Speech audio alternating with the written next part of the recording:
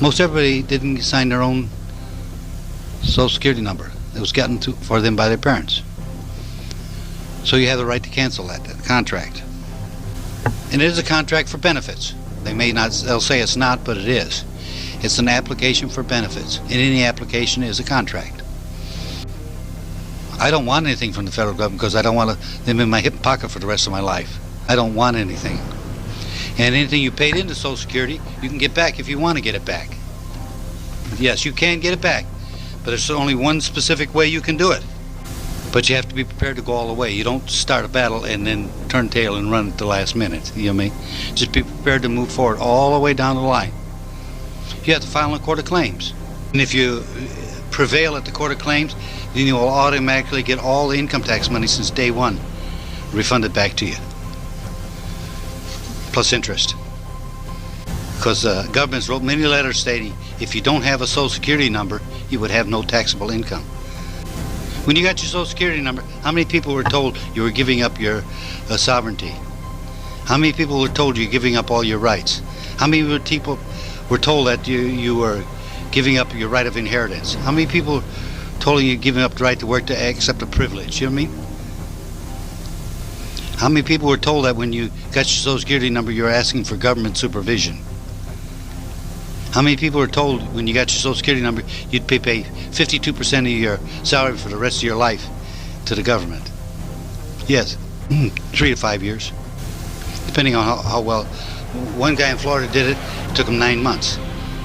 Guy followed him up, took him 4 years. You know what I mean? Follow the same suit. You know what I mean? Depends on how you set your case up. You have to set them up. You do your letter writing campaign. You follow me?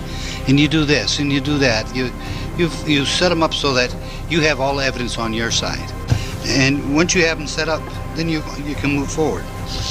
I was going to talk about citizenship a lot tonight, so I brought my big book on citizenship. I was going to talk a lot about citizenship. How many people have heard of the U.S. Constitution? There's dirt under my feet. It doesn't apply to me.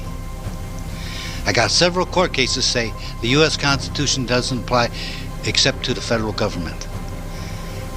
It doesn't apply to the state government. It only applies to the state government through the 14th Amendment. So anytime you use the U.S. Constitution,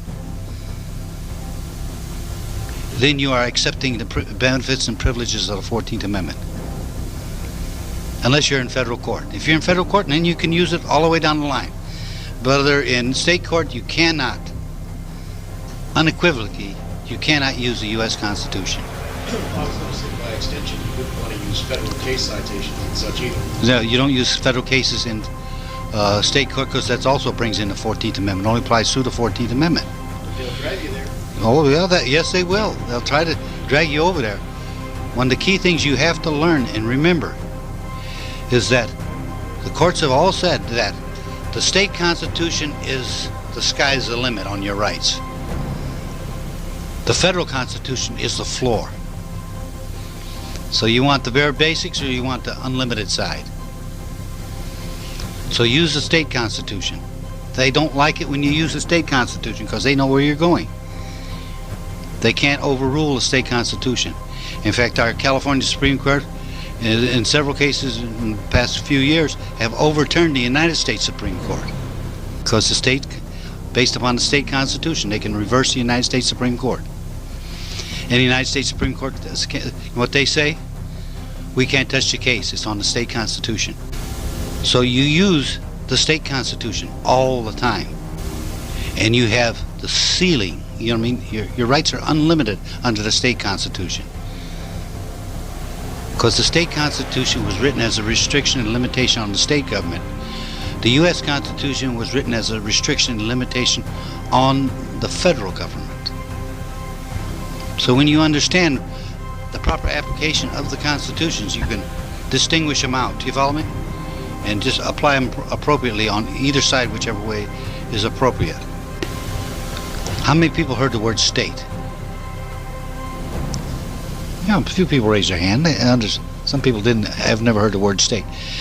State has two separate and legal meanings, depending on how it's used. In the case that qualify and state and refer to is Texas versus White, United States Supreme Court, 1862. In that court case, the United States Supreme Court stated, a small s state consists of land, people, and government.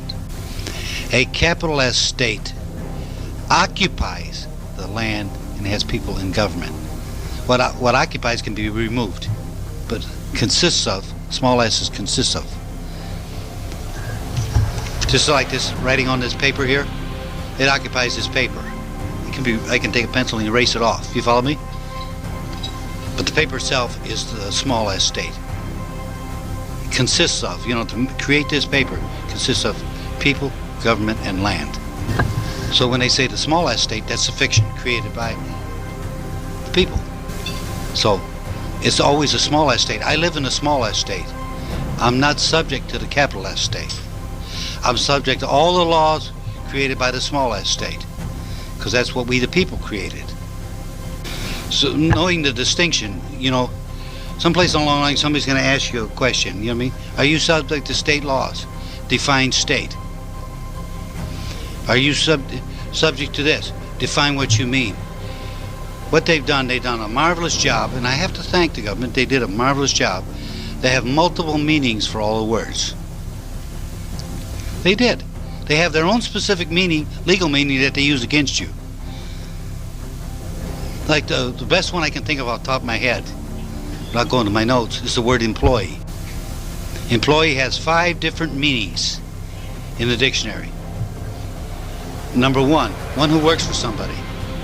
Number 5, one who works for the federal government. So when you sign a W-4, it's an admission you work for the federal government, as this definition down here, subject to all federal laws. It's just that simple. They don't tell you that, because you think it's this one up here. When you sign an employment application, it's this definition up here. When you sign that W-4, you now switch to that definition down here.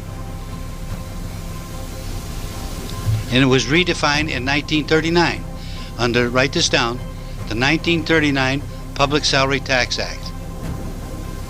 Redefined the term employee to mean federal government worker. Very simple. They always tell you the truth consistently.